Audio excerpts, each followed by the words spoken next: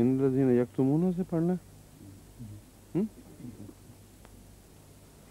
اعوذ باللہ من الشیطان الرجیم. بسم اللہ الرحمن الرحیم. ان الذین یکتمون ما انزل اللہ من الکتاب ویشترون به ثمنا قلیلا اولئک ما یاکلون فی بطونہم الا النار ولا يكلمهم الله يوم القيامة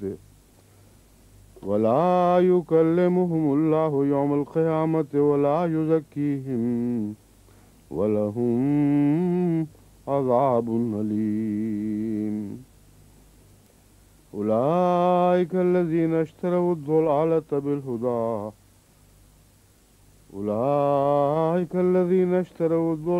بالهدى والعذاب بالمغفرة فما أصبرهم على النار.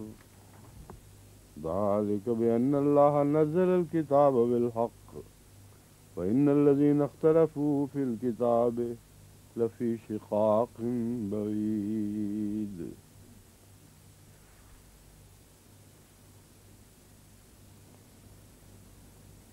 ان الذین یقیناً وہ لوگ یکتمون ما انزل اللہ من الکتاب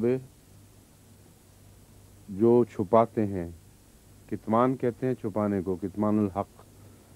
یکتمون چھپاتے ہیں ما انزل اللہ اس چیز کو جو اللہ نے اتاری، من الکتاب کتاب میں سے، ویشترون بہ ثمنا قلیلا اور اس کے بدلے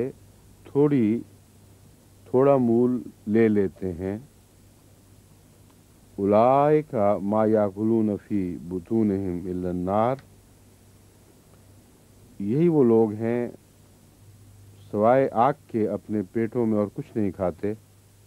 ولا یکلمہم اللہ یوم القیامت اور قیامت کے دن اللہ ان سے کلام نہیں فرمائے گا.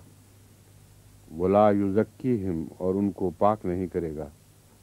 وَلَهُمْ عَذَابٌ علیم اور ان کے لیے دردناک عذاب ہے.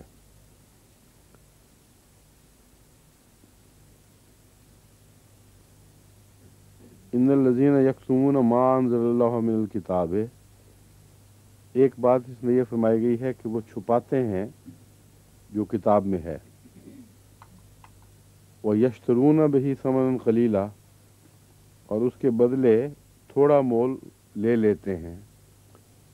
تو اس میں اور ان آیات میں ایک فرق ہے یہ سمجھنا چاہیے جن میں ہے کہ خدا کی آیات کو تھوڑے مول کے حقیر مول کے بدلے بیچ دیتے ہیں. یا یہ محاورہ ایسا ہے عربی کا کہ دونوں طرح اشترا کا ترجمہ ہو سکتا ہے اس میں. اس کے بدلے کم قیمت پر کچھ خرید لیتے ہیں، یا اردو محاورے میں آسان یہ ہے کہ کم قیمت پر ان کو بیچ دیتے ہیں. تبادلے کا معنی اگر کہیں تو پھر دونوں طرح بیچنا استعمال کریں، خریدنا استعمال کریں. اشترا کے معنوں میں دونوں شامل ہو جائیں گے. لیکن جو قابل توجہ بات ہے وہ یہ ہے کہ یہاں وہ مضمون نہیں ہے کہ آیات بیچ رہے ہیں، یہاں یہ ہے کہ آیات کو چھپانا بیچ رہے ہیں. وہ بعض آیات کو چھپا لیتے ہیں اور بعض مقاصد کی خاطر ان کو ظاہر نہیں کرتے، اور اس میں ان کے لیے مالی منفعتیں ہیں. اب اس کی یہ کیسے ہو سکتا ہے؟ ہم نے اپنی آنکھوں سے اس دور میں یہ ہوتا دیکھا ہے کہ جب یہ آیت خاتم النبیین بیان کرتے ہیں تو من یطع اللہ والی آیت بیان نہیں کرتے، اس پر ہاتھ رکھا ہوتا ہے. کیونکہ اگر ساتھ وہ بھی بیان کر دیں اور پھر وہ آیات بیان نہیں کر دیں جن میں میثاق النبی بیان ہوا ہے. میثاق النبیین والی آیات میں ایک جگہ میثاق النبیین بیان ہوا ہے کہ ہر نبی سے ہم نے یہ عہد دیا تھا کہ اگر بعد میں آنے والا تمہاری تائید کرے، جو اچھی باتیں تم کرتے ہو وہی باتیں وہ کرے، تو اس کا انکار نہیں کرنا. اور یہ عہد سورہ احزاب میں حضرت صلی اللہ علیہ وآلہ وسلم سے بھی لیا ہے، وہ من کا فرمایا ہے۔ تو وہ معنی جو ان کے نزدیک ہے خاتم النبیین کا، اس کو یہ واضح طور پر جھٹلا رہی ہیں آیات، لیکن ان کا ذکر نہیں کرتے۔ تو ایسے لوگ ہوتے ہیں دنیا میں جو بعض چیزیں چھپا کر اس کے بدلے کچھ ادنا مول لے لیتے ہیں، اور دنیا کی منفعتوں کی خاطر خدا کے کلام کو لوگوں سے چھپاتے ہیں۔ یہ تو اس آیت میں توجہ طلب بات تھی۔ باقی جو سب سے زیادہ دردناک بیان اس کا یہ ہے کہ ان کے عذاب میں یہ بات شامل ہے کہ قیامت کے دن اللہ ان سے کلام نہیں کرے گا۔ یہ بہت سخت سزا ہے۔ کسی مجرم کو کوئی انسان سامنے لائے، اس سے بات کرے، سزا سخت دے بھی دے، تو وہ اتنی بڑی بات نہیں جتنا کہ اتنا ذلیل ہے یہ شخص، کسی میرے سامنے لاؤ اور اس کی غیبوبت میں اس کے پرے فیصلہ دے دیا جائے۔ یہ انتہائی ناراضگی کا اظہار ہے جو قرآن کریم میں اس عادت کے اوپر فرمایا گیا ہے۔ اور اس سے پہلے کہ اگلی آیات کا ترجمہ کریں، کل والی آیات کی طرف میں واپس آتا ہوں۔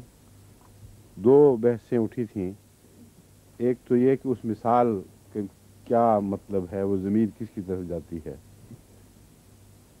میں نے کہا تھا کہ اس کی ضمیر ظاہراً جو جا رہی ہے کمثل الذی ینعق، جو کافر ہیں ان کی مثال اس طرح نہیں ہے جو آواز دیتے ہیں جانوروں کو، اس لیے بظاہر یہ ضمیر کفار کی طرف جا رہی ہے، مگر ہرگز ان معنوں میں اس طرف نہیں جا رہی، بلکہ مثال ایک پوری کی پوری بحیثیت ایک مثال کی ان پر صادق آ رہی ہے۔ اور ینعق کی ضمیر اس بلانے والے کی طرف ہے جو نیکیوں کی طرف بلاتا ہے، اور اس موقع پر حضرت صلی اللہ علیہ وآلہ وسلم ہی تھے جو ان کو خدا کی وحی کی طرف بلاتے تھے اور وہ توجہ نہیں کرتے تھے۔ تو مومن صاحب سے میں نے کہا تھا کہ دیکھیں اور تفاسیر میں بھی اس پہ کچھ بحث ہوگی۔ انہوں نے بتایا ہے کہ امام راضی نے بھی اور کس نے، روح المعانی نے، دونوں نے یہی معنی کیے ہیں، اور بھی کچھ پیش کیے ہیں، لیکن اول جو معنی ہیں وہ یہی ہیں کہ اس سے مراد حضرت صلی اللہ علیہ وآلہ وسلم کا ان کو بلانا ہے۔ جو بات میں نے کہی تھی وہ اس میں ایک اہم بات یہ ہے، میں نے یہ کہا تھا کہ یہ مثال ان پر دینے کے بعد یہ ظاہر فرمایا گیا ہے کہ وہ جانوروں سے بدتر ہیں، کیونکہ ینعق بما لا یسمع، وہ ایسے جانور کو بلانے کی طرح ہے کسی کا جو سنتا نہیں ہے۔ الا دعاء و نداء، تو گویا یہ فعل ایک بلانا ہے یا دور سے آواز دینا ہے۔ دعا اور ندا میں یہ فرق ہے کہ دعا نسبتاً قریب سے بلانے کو کہیں گے اور ندا دور کی آواز کو۔ تو سوال یہ ہے کہ ان کی آگے فرما دیا سمن بکمن عمیون، کہ یہ تو اندھے بہرے اور گونگے ہیں، فہم لا یعقلون، یہ تو بالکل ہی عقل نہیں رکھتے۔ اس لحاظ سے ان کی مثال ان جانوروں سے بدتر ہے جن کو ہانکنے والا آوازوں کے ساتھ مدد لیتے ہوئے اشارے کرتا ہے۔ اس کی تائید میں ایک اور آیت قرآن کریم بھی ہے، سورہ الفرقان آیت 44-45، ارأیت من اتخذ الہہ ہواہ افانت تکون علیہ وکیلا، کیا تو نے دیکھا نہیں ایسا شخص جس نے اپنی دل کی تمناؤں اور خواہشات ہی کو خدا بنا لیا ہو۔ افانت تکون علیہ وکیلا، کیا تو اس کا وکیل بن سکتا ہے، ایسے شخص کا اس کا نگران ہو سکتا ہے یا اس کی نمائندگی کر سکتا ہے۔ وکیل کے سارے معنی اس پہ جسپاں ہو سکتے ہیں۔ ام تحسب ان اکثرهم یسمعون او یعقلون، کیا تو گمان کرتا ہے کہ ان میں سے اکثر لوگ سنتے ہیں یا عقل رکھتے ہیں؟ انہم الا کالانعام، یہ تو محض انعام کی طرح ہیں، چوپائے جو ہیں کھانے پینے جن کا گوشت کھایا جاتا ہے اور وہ دودھ پیا جاتا ہے، وہ انعام ہیں، چوپاؤں کی طرح ہیں، مویشیوں کی طرح کہہ لیں۔ बल हम अदल्ल सबीला, यानी एक मिसाल देने के बाद फिर वह नहीं, वो तो उससे भी बढ़कर जलील और गुमराह है। जलील उन मानों में नहीं, बल्कि ज़ल्ला का मतलब है गुमराह हो जाना।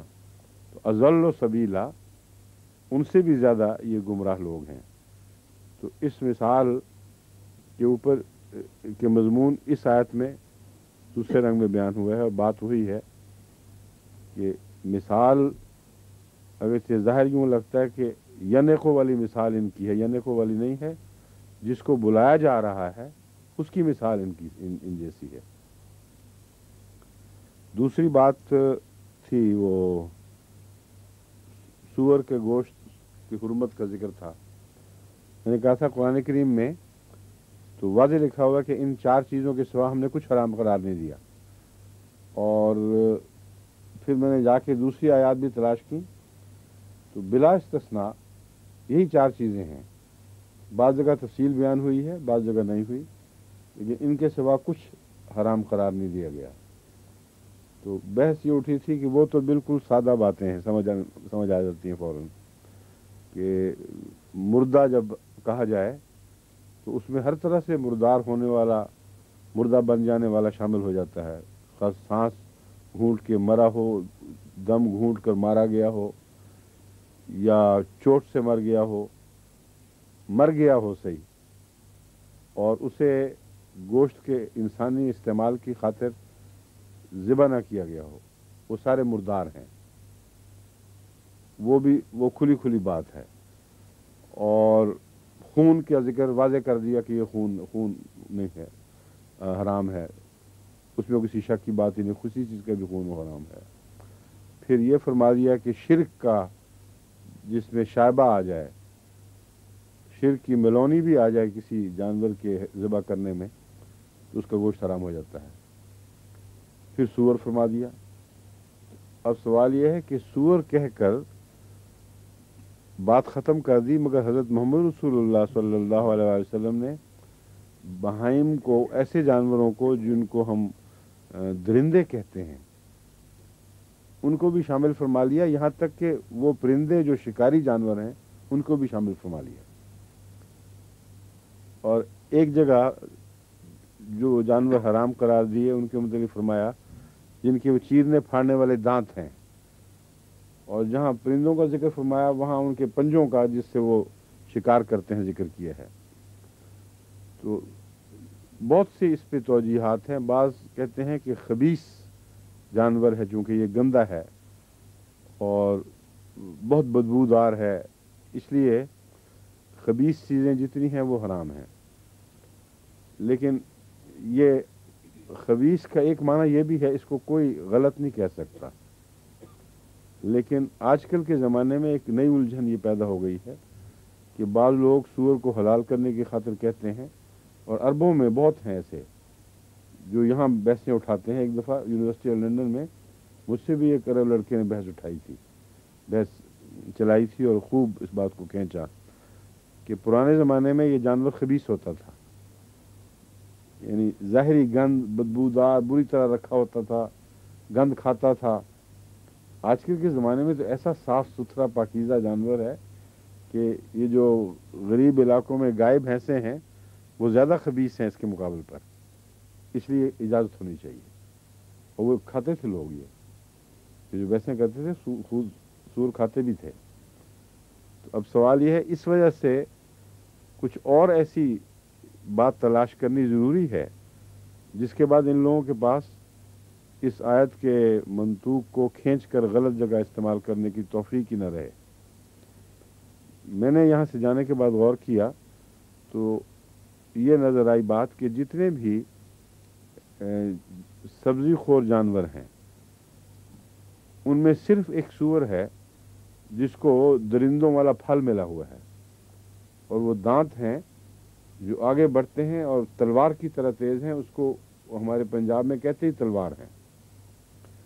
और इसमें वाशियाना हमला शामिल है। बहुत से जानवर हैं जिनको दिफा के लिए कुछ न कुछ मिला हुआ है, मसलन बारहसिंगे को या हिरनों को सींग मिले हुए हैं, पहाड़ी बकरों को मिले हुए हैं, मगर उनमें दरिंदगी नहीं है। तमाम दुनिया के माहिरीन गवाह हैं कि वो अगर کبھی حملہ کریں گے بھی تو خاص موسم میں جب آپس میں ان کی رقابتیں بڑھ جاتی ہیں، جو بریڈنگ کا سیزن ہے، اس وقت تھوڑی سی ان میں وحشت آتی ہے، لیکن ان کو درندہ نہیں کہہ سکتے، اور نہ درندوں کی طرح ان کے جو رسول اللہ علیہ وسلم نے تعریف فرما دی دانتوں کی، نہ ان کے ایسے دانت ہیں جو درندوں کی طرح چیر پھاڑ کرتے ہیں، لیکن اس کے دانت ہیں سور کے، تو اس لیے بعید نہیں کہ حضرت صلی اللہ علیہ وآلہ وسلم نے درندگی کے خلاف جو قرآن کریم نے اس کو نمونہ بنایا ہے، اس کے تابع ہر قسم کے ایسے درندے جو انسانی زندگیاں حیوانی زندگی کی قدر نہ رکھتے ہوں بلکہ ان کو پھاڑتے ہوں، ان کو نقصان پہنچاتے ہوں اور یہ ان کی سرشت میں داخل ہو، ان کو منع فرما دیا۔ اور دانت خاص طور پر یہ کہنا کہ ان کے جو کاٹ پھاڑنے والے دانت جن میں ہوں ان کا گوشت نہ کھاؤ، اور پھر بعضوں پرندوں کا بھی ذکر فرما دیا۔ اب یہ کہا جاتا ہے کہ یہ ایک وجہ یہ خباثت بھی ہے اس کی، یعنی اس کا گند اور بدبو، اور یہ ٹھیک ہے کہ اگر آپ چڑیا گھر میں جا کے دیکھیں تو ایسی بدبو پائی جاتی ہے ان جانوروں میں جو گوشت خور ہیں، یہ پاس کھڑا نہیں ہوا جاتا، لیکن یہ جو شکار کرنے والے پرندے ہیں ان میں کوئی ایسی بدبو نظر نہیں آتی۔ میں ابھی گیا تھا جرمنی میں، ایک شکار کرنے والے پرندوں کے خاص بنے ہوئے تھے، ایسی جگہ بنی ہوئی تھی جہاں ان کو رکھا جاتا تھا، کچھ آزاد بھی کر دیتے تھے، تب بھی وہاں کے ان کے ساتھ مانوس تھے، ویسی بدبو نہیں ہے۔ اور اس کے علاوہ بعض حلال میں بھی بدبو ہے، مثلا مرغابی میں، مثلا وہ جو ڈبکا ہے وہ حلال سمجھا جاتا ہے اس میں، اس لیے کہ اس میں وہ درندگی کے کوئی نشان آثار نہیں ہے، لیکن بدبو ایسی سخت ہے کہ اگر اس کا ایک بوٹی بھی کھانے میں بڑی دیگچی میں چلی جائے تو سارا کھانا پھینکنا پڑے گا، تو پھر صرف بدبو والی بات بھی نہیں بنتی، بدبو والی بات زائد ہے، اس کا انکار نہیں کر سکتے، اور وہ یہ معنی رکھتی ہے کہ حلال کے ساتھ طیب کی شرط لگی ہوئی ہے، اور جو باتیں جو چیزیں گندی ہیں ان کی طرف ویسے ہی انسان کا میلان نہیں ہوتا، اور ان کو بتانے کی ضرورت نہیں ہے۔ اس پہلو سے ہم کہہ سکتے ہیں کہ یہ رسول کریم صلی اللہ علیہ وسلم نے قرآن کریم کا منطوق یہ سمجھا کہ چونکہ خبائث ہیں یہ اور گندی چیزیں ہیں، اس لیے ان کو حرام کی ذیل میں ہی لایا جائے، مگر اس کے باوجود فقہا نے یہ احتیاط برتی ہے کہ اسے مکروہ، سخت مکروہ کی حد تک لے جاتے ہیں ان چیزوں کو، مگر قرآن کریم کے بیان میں جیسی حرمت ہے وہ ان پر اطلاق نہیں کرتے۔ یعنی حضرت صلی اللہ علیہ وسلم کے تشریحی جو مفہوم ہے اس سے کوئی انکار کر ہی نہیں سکتا امت میں، اس لیے وہ عملاً حرام کی طرح ہی اس کو ٹریٹ کرتے ہیں، مگر جب اس کو کیٹیگرائز کریں گے تو وہ جن کا واضح قرآن میں ذکر ہے ان کو الگ مذکور کرتے ہیں، ان کو نسبتاً ثانوی جگہ رکھتے ہیں۔ تو بہرحال جو وجوہات ممکن ہو سکتی تھیں میں نے آپ کے سامنے رکھ دیں۔ مجھے ذاتی طور پر تو اس بات پر اطمینان ہے کہ درندگی ہے جو اصل وجہ ہے، اور درندگی کے خلاف احتجاج ہے، اسی لیے یہ درندوں سے اٹھ کر پرندوں کی طرف بھی حضرت صلی اللہ علیہ وسلم کی نگاہ گئی، اور اس درندگی کے خلاف ایک سخت احتجاج ہے، اور گوشت خور جانوروں میں اگر درندگی کسی میں پائی جاتی ہے تو یہ وائلڈ بور ہے، اور اس کا سب سے زیادہ خطرناک ہوتا ہے جنگل میں، اور یہ اگر کسی کو دیکھے گا تو اس کو شوق ہے حملہ کرنے کا، بلکہ ہمارے وہاں کھیتوں میں بھی کئی ایسے بیچارے ذمہ دار زخمی ہو جاتے ہیں، کھیتوں میں اپنے کام پہ گئے ہیں، وہاں جنگلی سور نکلتا ہے اور دیکھتے ہی حملہ کرتا ہے، یہ اس کی سرشت میں داخل ہے، حملے کرنا اور اجاڑنا، کھیت بھی اجاڑتا ہے، اسی لیے میں نے ایک حدیث کی تشریح میں یہ ذکر کیا تھا کہ رسول اللہ صلی اللہ علیہ وسلم نے جب فرمایا کہ تم اس وقت کے علماء کو دیکھو گے کہ وہ سور اور بندر ہیں، تو سور اس لیے کہ ان کی سرشت میں اجاڑنا ہے، وہ بجائے اس کے کہ لوگوں کو مسلمان کریں اور امت محمدیہ کے باغ میں نئے نئے پودے نصب کریں، وہ جو ریس ہیں ان کو بھی اجاڑتے پھرتے ہیں۔ تو درندگی یہ بھی ان میں کامن پائی جاتی ہے۔ قتل و غارت کا فتوے جاری کرنا اس طرح ہے جیسے وہ ماں کا دودھ پی رہے ہوں، اور لکھو کھا کے خلاف قتل و غارت کے فتوے جاری کرتے ہیں اور کہتے ہیں کہ تم سیدھا جنت میں جاؤ گے ان کو مار کر، اور اگر پھانسی چڑھ گئے اول تو ہم نہیں چڑھنے دیں گے تمہیں، لیکن اگر پھانسی چڑھ گئے تو پھر تو بڑی بڑی ہستیاں آئیں گی تمہارے استقبال کے لیے۔ تو یہ وہ صفات ہیں درندگی کی اور اجاڑنے کی جو اس جانور میں نمایاں ہیں، اور آن حضرت صلی اللہ علیہ وسلم نے اس کے خلاف سختی سے احتجاج فرمایا، اور قرآن کا جو مفہوم سمجھا اس میں یہ بات بھی داخل سمجھی، اسی لیے ایسی چیزوں کو حرام قرار دے دیا۔ اب درندے قتل و غارت تو کرتے ہیں وہ اجاڑتے نہیں، اس لیے درندے کی مثال لینے کی بجائے قرآن کریم نے اس کی لی ہے۔ یہ کھیت میں بھی درندگی دکھاتا ہے، باقی جانور جو ہیں وہ جتنا ضرورت ہے وہ چگ جاتے ہیں، کھودا کریدا اپنے مرضی کا دانہ کھایا اور اڑ گئے، اور یہ اپنا پھل جو اس کا ہے نا درندہ والا پھل جو اس کو تلوار کہتے ہیں، وہ کھیت میں ہل چلا دیتا ہے اور سارے کھیت اجاڑ جاتا ہے۔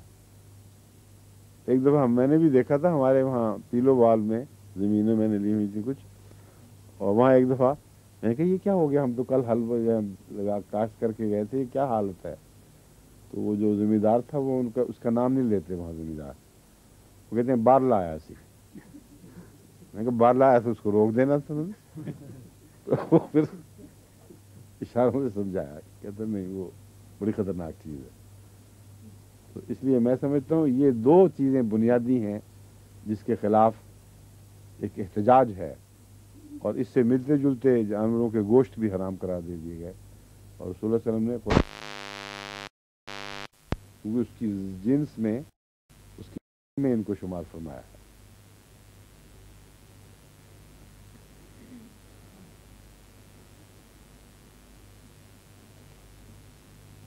ولا یزکیہم، اور ان کو پاک نہیں فرمائے گا۔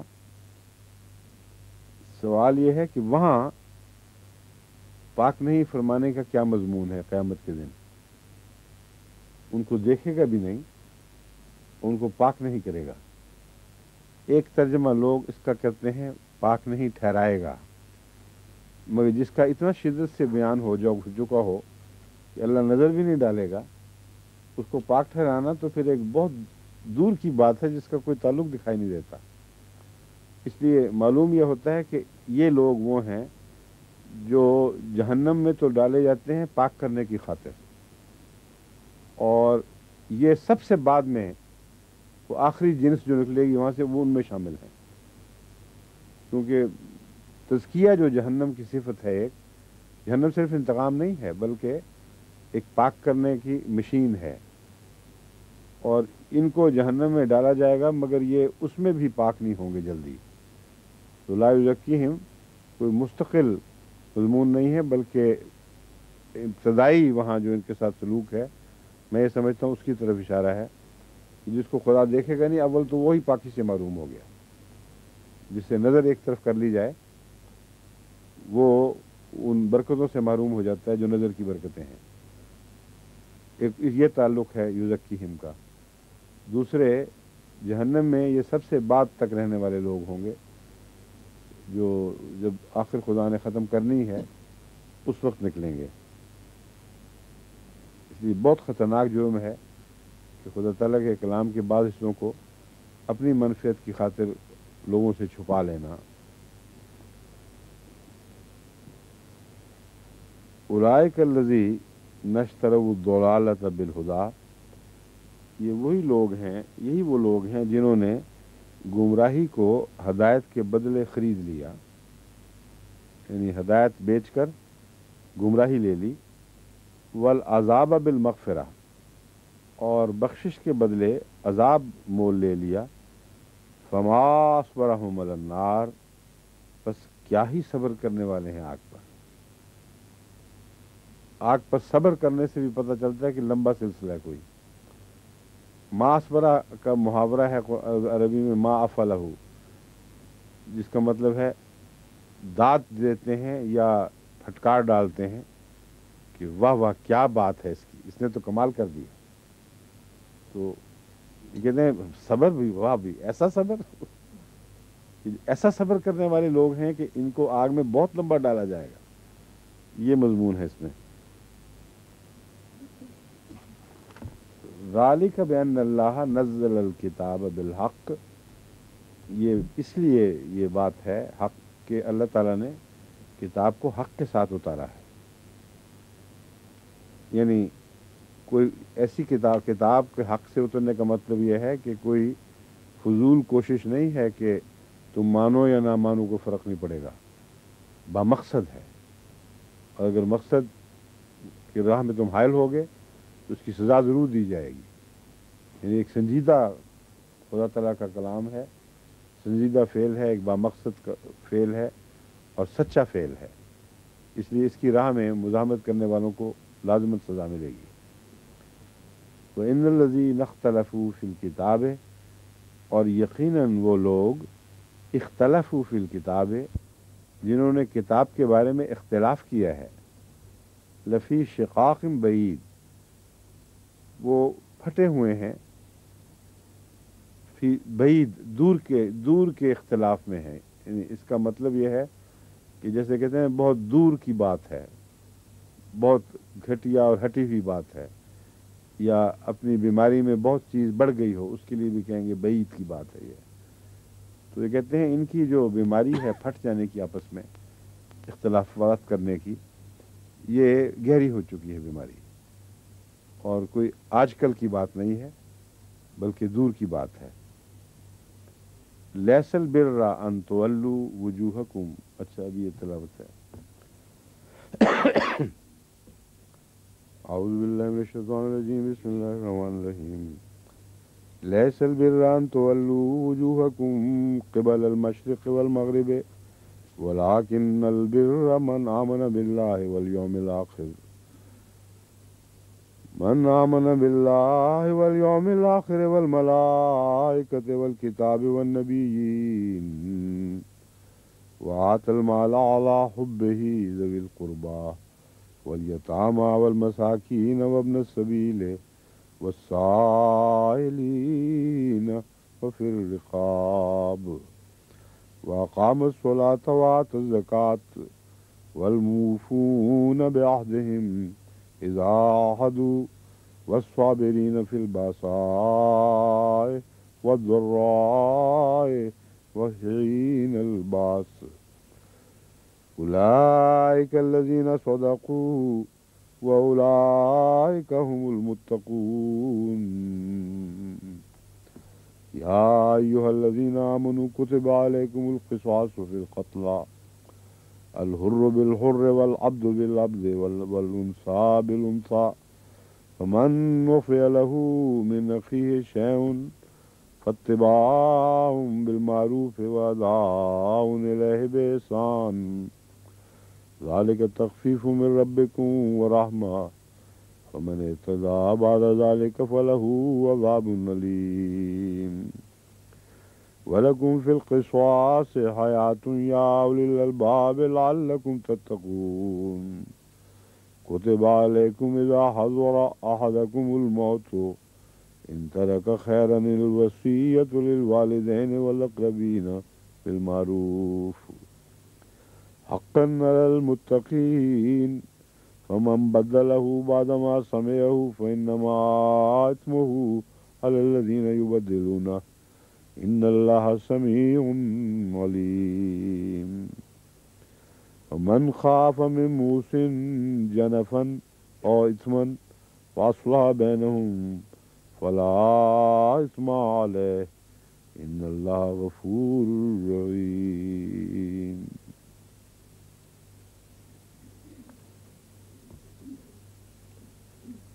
لیسل برا، یہ نیکی یہ نہیں ہے، ان تولو کہ تم پھرو، وجوہکم یا پھیر دو اپنے چہروں کو، قبل المشرق والمغرب، مشرق کی طرف یا مغرب کی طرف. یعنی نیکی ہرگز یہ نہیں ہے کہ یا تو مشرق کی طرف منہ کرو یا مغرب کی طرف منہ کرو.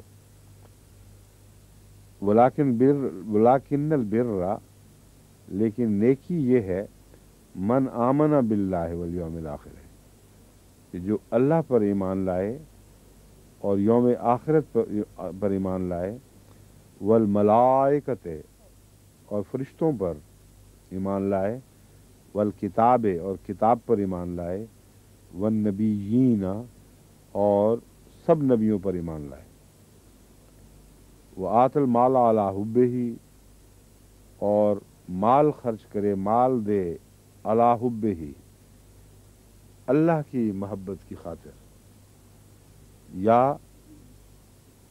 اس وقت بھی جب مال بہت پیارا ہوتا ہے، یعنی غربت کے وقت. تو آت المال علی حبہ میں ہی کی ضمیر خدا کی طرف بھی جا سکتی ہے اور مال کی طرف بھی. خدا کی طرف جائے گی تو معنی یہ ہوں گے کہ محض اللہ کی محبت میں مال خرچ کرے اور کوئی اور محرک نہ ہو. اور دوسرا، صرف امارت کے وقت جب کہ زائد مال ہو اس وقت خرچ نہ کرے، بلکہ اعلی حبہ ہی جب مال اپنی تنگی کی وجہ سے محبوب ہو جاتا ہے اور سخت مالی مشکلات میں بھی انسان مبتلا ہوتا ہے، اس وقت بھی وہ خرچ کرے. کن پر خرچ کرے؟ ذوی القربا، جو قریبی ہیں، رشتوں میں نسبتاً قریب تر، والیتامہ، اور یتیموں پر، والمساکین، اور مسکینوں پر، وابن السبیل، اور مسافروں پر، والسائلین، اور سوال کرنے والوں پر، وفی الرقاب، اور وہ جو کسی قسم کی غلامی کی زنجیروں میں جکڑے ہوئے ہیں. یعنی اس میں وہ غلام مراد نہیں ہے صرف جو باقاعدہ کسی کے غلام ہوتے ہیں، بلکہ بعض دفعہ بعض لوگ سود کی زنجیروں میں جکڑے ہوئے ہوتے ہیں. مثلا ہمارے سندھ میں جو تھرپارکر کا علاقہ ہے، وہاں بڑی بھاری تعداد میں ہندو ساہوکاروں نے لوگوں کو اپنا مستقل غلام بنا رکھا ہے، کیونکہ ان کی زمینوں کی جتنی قیمتیں ہیں ان سے بہت زیادہ وہ ان کے سود کے دیندار بن چکے ہیں، اور بھاری شرح پر سود دیا جاتا ہے جو اتنی خوفناک ہے کہ باہر کی دنیا میں تصور بھی نہیں ہو سکتا. اور پھر کئی کی ساتھ شرطیں لگائی ہوئی ہیں کہ جب اس کو کہتے ہیں پٹائی کہتے ہیں اس کو، کہ اکھیڑیں گے جو ہم اپنی دیگچی روپے دولت کی تو اس کے الگ پیسے لیں گے، اس کو دفن کرنا ہے، اس پہ بھی خرچ ہوگا. تو وہ سود کے علاوہ ہے. اور 25% سود وہ مہینوں کے حساب سے لیتے ہیں، بعض دفعہ ان سے، بعض دفعہ فصلوں کے حساب سے لیتے ہیں. یعنی 6 مہینے میں 25% اگر ہو، اگر مہینے کے حساب سے نہ بھی ہو، مہینے کے حساب سے لیتے ہیں. جب فوری تھوڑی ضرورت پڑتی ہے رشتے کو، شادی بیاہ کے وقت، تو کہتے ہیں اچھا جی 1 مہینے کی ضرورت ہے، فصل آنے والی ہے، 25% ہی دے جاؤ. اور پھر کاٹ کے دیتے ہیں، یعنی 100 دے کر بعد میں 125 نہیں دیتے بلکہ 75 دیتے ہیں. اور اس کے بعد پھر اس پر 100 والا سود چلتا ہے. یہ سب وہ لوگ ہیں جو جن کی گردنیں پھنسی ہوئی ہیں. اور ہم نے وقف جدید کے ذریعے ایک دفعہ ان کی گردنیں آزاد کرنے کا پروگرام بنایا تھا، جو اللہ کے فضل سے بہت کامیاب رہا. اور بڑی تعداد میں ان کو ہم نے وقت پہ بیج دیے سود سے بچانے کی خاطر، اور جو فصلیں ان کی ہوئیں وہ ساری ان کو دینے کی بجائے ان کو سود ان کا جتنا مقرر تھا وہ اتروا کے باقی اپنے گھر میں رکھنے کے لیے بھی ان کے دانے بچنے شروع ہو گئے. اور بہت سے ایسے فوائد ہوئے تھے اللہ کے فضل سے. مجھے یاد ہے جب تک میں وہاں ان لوگوں میں اس طرح کام کرتا رہا ہوں، کافی تعداد میں لوگوں کی گردنیں آزاد ہوئی تھیں۔ آج کل ہندوستان میں یہی کام ہو رہا ہے۔ ہندوستان میں راجپوتانے کی طرف اور بعض دوسرے علاقوں میں اسی طرح سودوں میں جکڑے ہوئے، بلکہ پنجاب میں بھی ہیں، یو پی میں بھی ہیں۔ ہندو خود جو غریب ہندو ہیں وہ ہندوؤں کے سود میں اس طرح جکڑے ہوئے ہیں کہ ایک احمدی ہوا خاندان، تو اس سے پتہ لگی ہمیں کہانی۔ انہوں نے کہا کہ ہماری ساری آمد 100% مالک کی ہے اور ہم مجبور ہیں اس کے کھیتوں پہ کام کرنے کے لیے، اس کے دکانوں پہ، اس کے دوسرے کاروبار میں کام کرنے پر، کیونکہ وہ کہتا ہے کہ تم نے میرے پیسے جب تک نہیں دو گے میں تمہیں چھوڑوں گا نہیں، اور وہاں وہ پیسے تھوڑے دیتا ہے، مارکیٹ کا ریٹ نہیں ہے۔ اس لیے ناممکن ہو گیا ہے ساری زندگی اس کا، اس کے بیچوں کا، اس کے بچوں کا کبھی آزاد ہونا۔ تو قرآن کریم نے جہاں یہ جو باتیں بیان کی ہیں، پھر رقاب، ان کا پرانے زمانے سے تعلق نہیں، آج کل بھی ہے، اور مومن کا فرض ہے کہ تلاش کرے ایسے لوگوں کو اور ان کی آزادی کے لیے کوشش کرے۔ اب میں نے ہندوستان کو، جماعت کو ہدایت کی ہے کہ حسب توفیق باقاعدہ منصوبہ بنا کے مجھے بتائیں کہ کتنی تعداد ہے ان مظلوموں کی، جو ویسے تو شاید لاکھوں کروڑ بھی ہوں، شاید یا کروڑوں بھی ہو سکتے ہیں، مگر ہم نے تو ایک کنارے سے کام شروع کرنا ہے، باقی کنارہ اللہ تعالیٰ توفیق دے گا تو وہ وہاں تک بھی پہنچ جائیں گے۔ مگر منصوبہ بنا رہے ہیں کہ ان کو آزاد کرانے کے لیے ان کی طرف سے ہم ان کے پیسے دیں اور یہ پھر کما کے واپس کریں۔ یہ جو بات ہے وہ اس لیے ضروری ہے کہ یہ پھر آگے لوگوں کو آزاد کرانے کا موجب بنیں گے۔ جو رقم واپس کریں گے اس سے دوسرے آزاد ہوں گے، اور اس ثواب میں یہ خود بھی شامل ہوں گے، اور اس میں بشاشت ان میں پیدا ہوگی کہ ہم نے صرف احسان لیا ہی نہیں، احسان کرنے والوں میں بھی ہو گئے ہیں۔ اور یہ غریب وہ لوگ ہیں جو بہت سے آزادوں سے زیادہ دیانتدار ہیں، کیونکہ باقیوں کو پاکستان میں پیسے دو تو ان کی واپسی مشکل ہی ہوتی ہے، بڑی مصیبتیں پڑتی ہیں، لیکن ان لوگوں نے ایک آنا بھی نہیں رکھا، کم سے کم اس زمانے میں جب میں کام کیا کرتا تھا وہاں، ایک آنا بھی کبھی چوری نہیں کیا۔ 100% وعدے کے مطابق وہ اپنی فصلیں پیش کر دیتے تھے کہ اٹھا لو جتنا تمہارا بنتا ہے، باقی ہمارا۔ تو قرض ہم خود سہولت دیں تو الگ بات ہے، وہ ضرور واپس کرتے تھے۔ تو یہ ایسے شریف نفس لوگ جو سچے بھی ہیں، ان کی آزادی کا زیادہ حق ہے۔ تو قرآن کریم کا ترجمہ ہی نہیں پڑھنا بلکہ اس کے مفہوم کو بھی سمجھنا ہے اور اس کو اپنے مزاج میں داخل کرنا ہے۔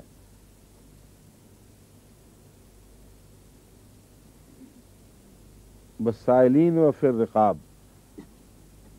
سائلین کا مشکل، سب سے مشکل معاملہ ہوتا ہے۔ بعض لوگوں کو سوال کی عادت ہوتی ہے، لوگ تنگ آتے ہیں، تو اس لیے ان کا خاص طور پر ذکر کیا ہے کہ ان کو تحقیر نہ کیا کرو، سائل کی بھی، اور ان پہ تحقیر، میں نے لفظ کیا، قرآن کریم نے قہر کا لفظ استعمال فرمایا ہے، جس کا مطلب ان سے سختی نہ کرو۔ اما السائل فلا تقہر، نہیں پہلے اس سے دوسرا فلا تقہر، یتیم کے لیے تقہر کا ہے، اما الیتیم فلا تقہر و اما السائل فلا تنہر، دونوں میں سختی کے معنی ہی ہیں۔ یتیم پر قہر نہ کرو، یعنی جبر کر کے اس کے مال نہ لو یا اور کسی قسم کی مجبوریاں نہ اس پر ڈالو۔ اما السائل فلا تنہر، اور سائل کو جھڑکنا نہیں ہے، وہ بھی سختی کے ہی معنی ہیں۔ تو اگر تنگ بھی آتے ہو تو برداشت کر جاؤ۔ تو اس لیے سائلین کے حقوق کو بھی بڑا واضح طور پر محفوظ فرمایا ہے۔ وَأَقَامَ الصَّلَاةَ وَآتَى الزَّكَاةَ، اور نیکی یہ ہے کہ کوئی نماز قائم کرے اور زکوٰۃ ادا کرے۔ وَالْمُوفُونَ بِعَهْدِهِمْ، اور ایسے لوگ اپنے عہدوں کو پورا کرنے والے ہوں، اذا عہدوا، جب بھی وہ عہد کریں۔ وَالصَّابِرِينَ فِي الْبَأْسَاءِ، اور صبر کرنے والے ہوں سختی کے وقت میں۔ वज़्ज़राए, और तंगी के वक्त में। तंगी तुरशी जिसको उर्दू में कहते हैं, वही मुहावरा है, बासाए वज़्ज़राए। हर किस्म की तंगी तुरशी में सब्र करने वाले, वहीन अलबास, और लड़ाई के वक्त भी साबिर होते हैं। यानी यहाँ सब्र का मतलब है पीठ फेर कर भागने वाले नहीं, जल्दी हिम्मत हारने वाले नहीं, बल्कि जो भी कुछ हो जाए वो आखिर वक्त तक कायम रहते हैं। उलाइक अल्लज़ीना सदक़ू, ये वो लोग हैं जो सच्चे हैं, जिन्होंने सच बोला, जिन्होंने अपने अहद को पूरा किया। सदक़ू का माना सच बोलना भी है, और सदक़ू का माना वो है जिन्होंने अपने ईमान को सच्चा कर दिखाया। फ़उलाइक हुमुल मुत्तक़ून, और यही वो लोग हैं जो हकीकी मानों में मुत्तकी हैं। अब देखें बात कहाँ से चली थी, मशरिक मगरिब की तरफ मुंह करने से, और कहाँ तक जा पहुंची। ज़िंदगी का कोई शोबा बाकी नहीं छोड़ा और तशरीफ़ फरमा दी। ये इसमें ये किस तरह आ गई सारी बातें, ये बताइए मुझे।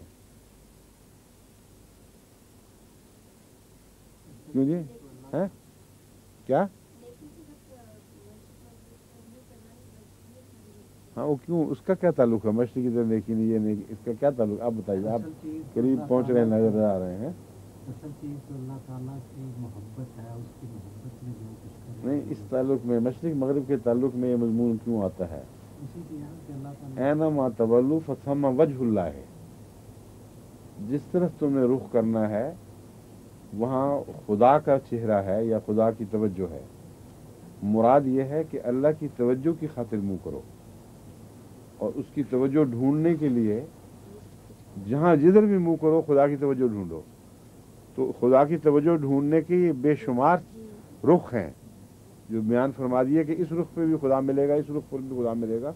इसलिए उस मजमून से हटा हुआ मजमून नहीं है, उसकी तशरीह है। या अय्युहल्लज़ीना आमनू कुतिबा अलैकुमुल क़िसासु फ़िल क़त्ला, ए लोगो जो ईमान लाए हो, कुतिबा अलैकुमुल क़िसासु, तुम पर फर्ज कर दिया गया है बराबर का बदला लेना।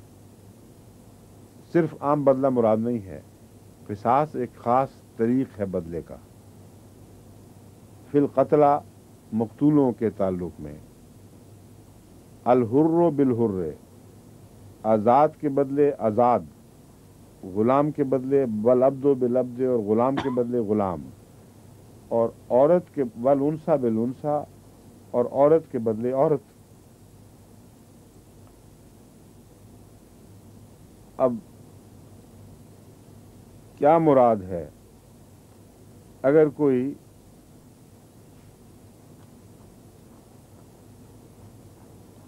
हुर को कत्ल करे, आज़ाद को कत्ल करने वाला ग़ुलाम हो, तो क्या उसके बदले आज़ाद ग़ुलाम को छोड़ दिया जाएगा और आज़ाद को कत्ल किया जाएगा? अगर मर्द को कत्ल करने वाली औरत हो, तो क्या उसके बदले औरत को छोड़ दिया जाएगा और मर्द को पकड़ लिया जाएगा? ये क्या मुराद है? फिर क्या बात हुई? इसकी बहुत सी तशरीहात की कोशिश की गई है, लेकिन आपको एक मजमून बहरहाल तर्जमे के हमें समझना है, वरना आपको तर्जमा नहीं आया। इसका मतलब है किसी एक मजमून को लाजमन हमें इख्तियार करना है कि इसको पढ़ें तो वो मजमून जहन में आए। बताइए क्या है? जो कातिल उसी से बदला लेना, तो जो वो तो आम मजमून है, उसको क़िसास तो नहीं कहते। जो कातिल पकड़ा जाए तो वही है, फिर उससे किस तरह बदला हो जाएगा? कुरान करीम तो कह रहा है कि अल हुर्रो बिल हुर्रे, हुर कत्ल हुआ हो तो उसके बदले हुर को ही कत्ल करना है। और वही तो मैं मिसाल दे रहा हूँ कि एक गुलाम आज़ाद को कत्ल कर बैठे, तो वहाँ तो रसूल सल्लल्लाहु अलैहि वसल्लम ने भी जो फैसले फरमाए हैं और कुरान का जो मफ़हूम तमाम मुसलमान सोसाइटी पर ज़ाहिर था, वो तो ये था कि जो कातिल है उसी को मारने बस।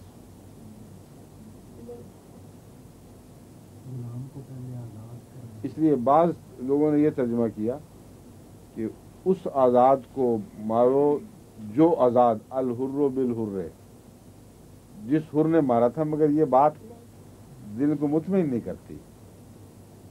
अगरचे بڑے اہل علم نے ایسے ترجمے کرنے کی کوشش کی ہے.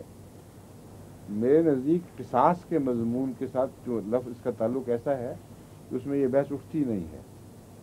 قصاص ہوتا کیا ہے؟ جب اس کو سمجھ لیں گے تو پھر آگے یہ سارے مضامین سمجھنا آسان ہو جائے گا. قصاص سے مراد یہ ہے کہ ایک ایسی قوم ہے جس کے ساتھ دوستی نہیں ہے مگر لڑائی بھی نہیں ہو رہی، اور ایک جنگ اور صلح کے بین بین حالت ہے. وہاں سے جب گزرتے ہیں لوگ تو ان کے اوپر ڈاکے پڑتے ہیں، وہ قتل ہوتے ہیں. اور اگر یہ کہہ دیا جائے کہ پکڑا ہی نہیں گیا قاتل، چھوڑ دیا جائے، تو پھر مشکل پڑ جائے گی. وَلَكُمْ فِي الْقِصَاصِ حَيَاتٌ يَا أُولِي الْأَلْبَابِ. اگر تم نے قصاص کا طریق اختیار نہ کیا تو مارے جاؤ گے. پھر ہر مسافر کا امن اٹھ جائے گا، اور بہانہ یہ ہوگا کہ بتاؤ کون سا قاتل ہے، ہم اس کو مارتے ہیں. تو اس کے بدلے اس مصیبت کے نتیجے میں قصاص کا طریق رائج ہوا. قصاص کا مطلب ہے کہ جس قوم کے دائرے میں کوئی جرم ہوا ہے وہ اس کی ذمہ دار ہے. وہ قاتل مہیا کرے یا جو کچھ بھی کرے. اگر تو قاتل مہیا کرے گی تو پھر وہ اصول نہیں ہوگا. قاتل نکلا غلام اور سچ مچ ثابت ہو جائے کہ وہ قاتل ہے تو پھر آزاد کے بدلے وہی غلام قتل ہوگا جس نے قتل کیا ہے. لیکن یہاں قصاص کی بات ہو رہی ہے. قصاص کا مطلب ہے ہمیں کچھ پتہ نہیں کون قاتل ہے. وہ بھی کہتے ہیں ہمیں بھی نہیں پتہ. نہیں پتہ تمہاری قوم نے جرم کیا ہے، قومی طور پر ایک آدمی پیش کرو. اس صورت میں یہ نہیں ہو سکتا، جیسا کہ عربوں میں بعض دفعہ بددیانتی سے اصول چل پڑا تھا کہ اگر ایک آزاد آدمی قتل ہوا ہے تو اس کے بدلے غلام کو دے دیا. غلام کی زندگی کی قیمت ہی کوئی نہیں. وہ کہتے ہیں چلو جی اس کے بدلے اس کو قربان کر دو. یا عورتوں کی ان کے نزدیک قیمت نہیں تھی، مرد کے بدلے کی جو عورت پکڑ لو یہ اس کو مار دو. تو قرآن کریم نے کہا کہ نہیں، یہ نہیں اجازت ہوگی. جس معاہد قوم کے ساتھ جس میں اس کے ساتھ یہ قصاص کا مضمون جاری ہے، کا تعلق جاری قائم ہوا ہے، کوئی آزاد مارا جائے گا، ہمارا مطالبہ یہ ہوگا کہ تمہارا بھی کوئی آزاد اس کے بدلے مارا جائے. اگر کوئی عورت ماری جائے گی تو ہمارا مطالبہ یہ ہوگا کہ اس کے بدلے تمہاری کوئی عورت ماری جائے. اس لیے یہ اجتماعی بدلے کا حکم ہے، اور اجتماعی بدلے میں انفرادی جرم کو نہیں دیکھا جاتا. مثلا جب جنگ ہو رہی ہے، اسی لیے میں نے کہا تھا یہ حالت جنگ اور صلح کے مابین ہے. جب جنگ ہو رہی ہو تو آدمی اس کو تو نہیں سپاہی کو ڈھونڈتا جس نے آپ کا کوئی سپاہی قتل کیا ہے. کوئی اور قتل کر رہا ہے، بے شمار کر رہا ہے، اس تک آپ کی رسائی نہیں. جو بیچارہ قابو آ گیا آپ نے اس کو مار دیا. تو کیا وہ بے انصافی ہے؟ بے انصافی نہیں. یہ نظام جب بدل جاتے ہیں تو اس کے قوانین بدل جاتے ہیں. یہ جو جنگ کا نظام ہے یہ ایک الگ نظام ہے، صلح کا ایک الگ نظام ہے. اور جنگ کے نظام میں بھی یہ نہیں دیکھا جاتا کہ کس نے قتل کیا تھا، کہ کون اس لڑائی کا ذمہ دار تھا، بلکہ لڑائی میں پھر یہ فری فار آل کہتے ہیں، جس کے ہاتھ جو آئے گا وہ اس کو مارے گا. اور یہ اس کو ناانصافی نہیں کہتے، ظلم نہیں کہتے. قرآن کریم نے دنیا کی کسی کتاب نے اس کو ظلم قرار نہیں دیا. لیکن یہ جو حالت ہے قصاص، یہ امن کی حالت نہیں ہے. یہ جنگ اور اس کے مابین کی حالت ہے، جہاں حکومت اسٹیبلش ہو جائے اور امن ہو اور اس حصے میں کوئی ہو تو وہاں جب تک گواہی کے ساتھ قاتل نہیں ملے گا کسی اور کو بھی نہیں مارا جائے گا. چنانچہ آن حضرت صلی اللہ علیہ وسلم کی خدمت میں یہود کے علاقے جو خیبر کا ایک واقعہ پیش ہوا کہ کچھ ایک صحابہ کی ایک جماعت گئی تھی، ان میں سے ایک کو وہاں قتل کر دیا گیا، اور صحابہ نے بدلہ چاہا اور رسول اللہ صلی اللہ علیہ وسلم سے فرمایا کہ ان کا ایک آدمی ان کو قتل ہونا چاہیے. وہ چونکہ زیر نگیں آ چکے تھے اسلام کے اس لحاظ سے، علاقہ ان کا الگ تھا، لیکن مغلوب ہو کر ان کو جگہ دی گئی تھی کہ یہاں تم بیٹھ جاؤ، مغلوب کر کے. تو اس پر قصاص نہیں چلایا آپ نے، بلکہ مصر رہے اس بات پر کہ گواہ لاؤ. اس کا مطلب ہے کہ عام قتل کا جو دستور ہے उसका कानून नाफिज फरमाया है, क़िसास का नहीं। अगर क़िसास का कानून जारी फरमाते तो उनको अहले खैबर को मजबूर करते कि इसके बदले एक आज़ाद आदमी पकड़ के लाओ, हम उसे कत्ल कर देंगे। अब समझे हैं मज़मून को? तो अल हुर्रो बिल हुर्रे में कोई भी होगा, इससे गरज ही नहीं, ये लड़ाई और सुलह के दरमियान का एक मजबूरी का ताल्लुक है। इसमें यह बहस नहीं होती कि कौन मुजरिम है, सारी कौम देनदार है और कौम जिम्मेदार है, या कातिल पेश करे या गैर कातिल, जो उससे हमें कोई बहस नहीं, ताकि आइंदा उनके इलाके में जब भी कोई शख्स मारा जाए उनको पता हो कि हम इस सज़ा को भुगतेंगे, हम बच नहीं सकते। यही इसी किस्म का निज़ाम अंग्रेज़ों ने यहाँ जारी किया हुआ था कबायली इलाकों में। बिल्कुल क़िसास तो नहीं था गालबन, लेकिन इससे मिलता जुलता कुछ निज़ाम था। वो देनदार ज़रूर होते थे, उन पर चट्टी पड़ा करती थी।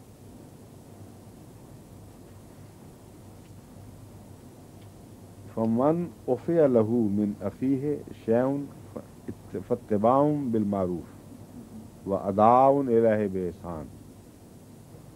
बस अगर उफ़िया लहू मिन अख़ीह, अगर वो शख्स जो है कि कोई शख्स उफ़िया लहू, जिस उसे माफ़ किया जाए अपने भाई की तरफ से, जो शख्स ऐसा हो कि उसके भाई ने उसको माफ़ कर दिया हो।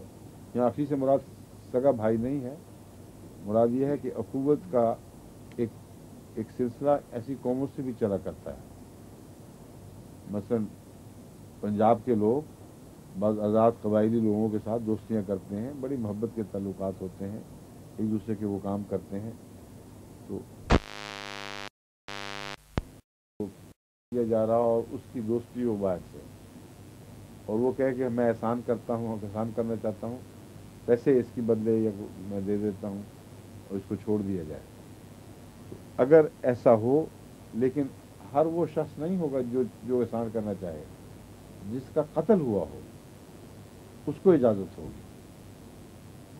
यानी उसके औलिया में से जो हक खून के तालिब हैं, जिनको नुकसान पहुंचा है, उनके एक ताल्लुकात भी हो सकते हैं। अगर वो अखुवत का मामला करना चाहें और नरमी की खातिर कुछ किसी और ज़रिए से खून टाल कर कुछ बदला लेना चाहें, तो फरमाया है कि इसकी इजाज़त है मारूफ के मुताबिक, अगर ये दस्तूर राइज है। अगर ये तरीक ऐसे इलाके में राइज है तो कोई हर्ज नहीं, फिर कत्ल पर जोर देना ज़रूरी नहीं है। वह अदाउन इलैहि बेहसान, और उस शख्स का जिसका कोई नुकसान पहुंचा है, मेरे भाई बहन कोई कत्ल हुआ है, उस पर सिर्फ दस्तूर के मुताबिक ही उसको अदाई न की जाए, बल्कि एहसान के रंग में भी की जाए। जितना हक मुकर्रर किया जाए बेहतर है कि उससे भी ज़्यादा दे दिया जाए। ज़ालिका तख़फ़ीफ़ु मिन रब्बिकुम रहमा, तुम्हारे रब की तरफ से ये तुमसे नरमी की गई है और रहमत का सलूक। चुनाचे ये जो कैपिटल पनिशमेंट का मज़मून है उसका इससे ताल्लुक़ है। मुझसे लोग पूछते हैं कि कैपिटल पनिशमेंट कुरान करीम में है कि नहीं, तो मैं उनसे कहता हूँ लाजिमन है, मगर लाजमी नहीं है। कुरान करीम में तो है ज़रूर, लेकिन ये ज़रूरी नहीं है कि हर कातिल को ज़रूर फांसी चढ़ाया जाए, मगर सोसाइटी को हक नहीं दिया रहम करने का। जिनका नुकसान है उनको सिर्फ रहम का हक दिया। तुम लोग कौन होते हो? किसी बेचारे का बच्चा जुल्म के साथ मारा गया है, किसी के करीबी बीवी बच्चे ज़िबा कर दिए गए, और सारी सोसाइटी ने कहा हम रहम करते हैं, हम इसको फांसी नहीं देंगे। तुम लगते क्यों रहम करने वाले वहाँ? कुरान का असूल सच्चा है। कुरान कहता है जिसको दुख पहुंचा है उसको हम हक देते हैं, वो भी हमारी तरफ से एक रहमत का सलूक है कि हमने नरमी कर दी है। वरना बुनियादी असूल तो यही था कि अगर मारा गया है कोई तो उसके बदले मारा जाए। लेकिन चूंकि मग़फ़िरत के मज़मून को खुदा जारी फरमाता है, अदल के बाद एहसान का जिक्र फरमाता है, इसलिए फरमाया कि यह खुदा की तरफ से मग़फ़िरत है और रहमत है कि जिन लोगों का कोई नुकसान हुआ है ان کو خدا نے اپنی طرف سے معافی کا حق دے دیا ہے اور نرمی کرنے کا حق دے دیا ہے۔ بس یہ اصول ہے جو صحیح منصفانہ اصول ہے جو ہر سوسائٹی میں راج ہونا چاہیے۔ یعنی قتل کے بدلہ قتل ضرور نہ ہو، مگر اگر ادائیگی ہو جائے، مغفرت ہو تو پھر معاف کر دی جائے۔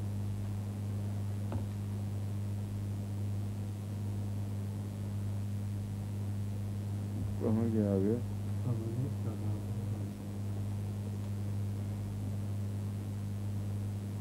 رفع له من اخیہ شیئا، اس کے بعد آئے گا فمن سزا بعد ذالک فلہ عذاب علیم، اور جو کوئی ہی اس کے باوجود، بعد ذالک تو اس کے بعد مراد ہے اس کے باوجود، یہ باتیں سن کر اس میں ہر قسم کی انصاف، ترحم، مغفرت کی گنجائشیں موجود ہیں، پھر بھی کوئی زیادتی کرتا ہے تو فلہ عذاب علیم، اس کی دردناک عذاب ہے۔ اس سزا سے مراد ہے اس تعلیم سے تجاوز کرتا ہے، اس تعلیم کے دائرے کے اندر رہتے ہوئے کارروائی نہیں کرتا، بلکہ اس کے ہٹ کر کچھ اور ظلم کرتا ہے تو پھر وہ پکڑ کے نیچے ہے۔ وَلَكُمْ فِي الْقِصَاصِ حَيَاةٌ يَا أُولِي الْأَلْبَابِ لَعَلَّكُمْ تَتَّقُونَ، اور تمہارے لیے قصاص میں زندگی ہے۔ قصاص بظاہر قتل کا نام ہے، لیکن قومی زندگی ہے مراد۔ اگر تم قصاص نہیں لوگے تو پھر تمہاری زندگی کی ضمانت نہیں رہے گی، قومی زندگی جو ہے اس کو شدید نقصان پہنچے گا۔ اے عقل والو، غور کر کے دیکھو تو تمہیں سمجھ آئے گی کہ کوئی ظالمانہ قانون نہیں ہے، بلکہ قومی بقا کی خاطر یہ مجبوری ہے۔ لعلکم تتقون، تاکہ تم بچتے رہو، بچ کے چلو۔ اگر قصاص ہوگا تو بچ کے چلو گے۔ یہاں تتقون سے مراد وہ تقویٰ نہیں ہے جو اللہ کی طرف لے جاتا ہے، بلکہ مراد یہ ہے کہ اگر تم عقل کرو گے، قصاص کے مضمون پر غور کرو گے تو تم پھر ظالمانہ کاروائیاں نہیں کرو گے اور بے دھڑک لوگوں کے، دوسری قوم کے آئے گئے کو مارتے نہیں پھرو گے، کہ تمہیں خطرہ ہوگا کہ اس کا بدلہ تم بھی ہو سکتے ہو۔ اور قصاص کا طریق یہی ہوتا تھا کہ وہ لوگ بالعموم تو شریروں پر نظر رکھتے تھے، اور جو اپنا بدلہ لیتے تھے ایسے شخص سے، انہی لوگوں سے جو ارد گرد ہوں، اس کا جائزہ لیا جاتا تھا کون لوگ ہوں گے، پھر اس چھوٹے خاندان پر یا قریب کے لوگوں پر یہ چٹی ڈالی جاتی تھی کہ اب تم دو ہمارا آدمی، کہ ہم دوسری قوم کی سپورٹ کریں گے۔ تو یہ جب مصیبت پڑتی تھی تو اس کے لحاظ سے لازماً ان کے اندر بچ کر چلنے کا رجحان پیدا ہوتا ہوگا، اور یہی قرآن کریم فرما رہا ہے تتقون، تاکہ تم بچ کر چلو، ذرا احتیاط سے کام لو۔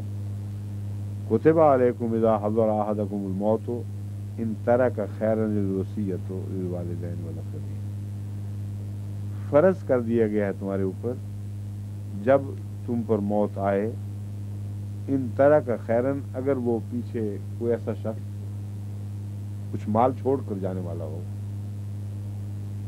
للوصیۃ للوالدین والاقربین بالمعروف، اپنے والدین اور قریبی رشتہ داروں کے لیے دستور کے مطابق عمدگی سے وصیت کرے۔ یہ جو معروف ہے اس کا مطلب دستور بھی ہے، اور نفاست اور شرافت اور عمدگی، یہ ساری چیزیں لفظ معروف میں داخل ہیں۔ حقاً علی المتقین، یہ بات متقیوں پر فرض ہے کہ کچھ نہ کچھ کہا کرے۔ یہ ایک منٹ رہ گئے، اس میں صرف اتنا بتا دوں کہ اس پر علماء نے بہت بحثیں اٹھائی ہیں کہ جب خدا تعالیٰ نے ایک وصیت فرض کر دی ہے تو یہاں پھر یہ کیا ذکر ہے۔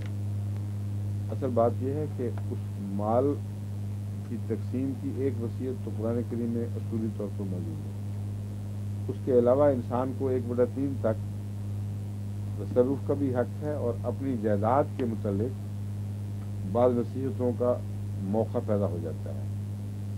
یعنی بوڑھے ماں باپ رہ رہے ہیں، اپنے ماں باپ ہیں اس کے، اس لیے ان سے پیار ہے، ان کو اپنے گھر میں رکھا ہوا ہے۔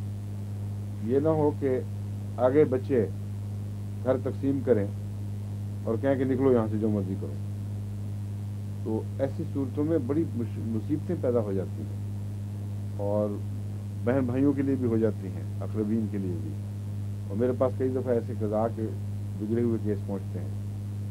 تو قرآن کریم نے ان نصیحتوں کی طرف خصوصیت سے میرے نزدیک توجہ دلائی ہے کہ عام جو وصیت کی تقسیم کا معاملہ ہے، اس کے علاوہ تمہارے اموال سے جو احسان کے معاملات وابستہ ہیں ان پر بھی ضرور کچھ گفتگو کیا کرو، کہ کسی کو یوں کرنا، اس سے یہ اس نے سلوک کرنا، اس نے یہ اس سے سلوک کرنا، جاتے جاتے اپنوں کے حق میں اس نے سلوک کی نصیب میں چھوڑ دو. اور بھی ہیں 1/3 کسی اور کے حق میں دینا، وہ بھی اس میں داخل ہو جائے گا.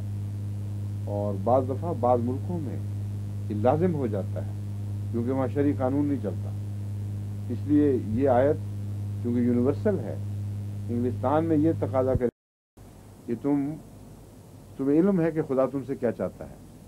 اگر تم نے وضاحت نہ کی تو کوئی بھی تمہارے ورثاء میں سے یہاں کے رائج قوانین سے فائدہ اٹھا کے ظلم کر سکتا ہے.